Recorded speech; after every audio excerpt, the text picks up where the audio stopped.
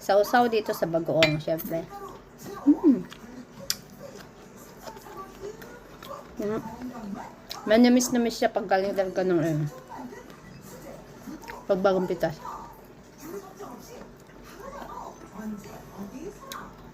Tapos may kalamansi itong ating bagoong isda.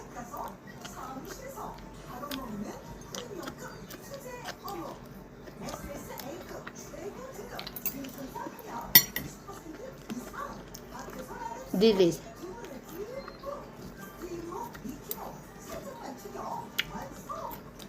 At yung ating talbos ng kamote na nilaga.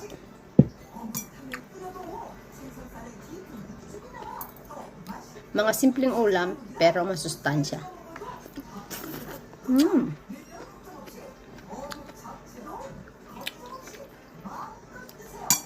Pag summer, samantalahin natin yung pagkain ng mga gulay ng Pinas kasi pag winter wala nito eh.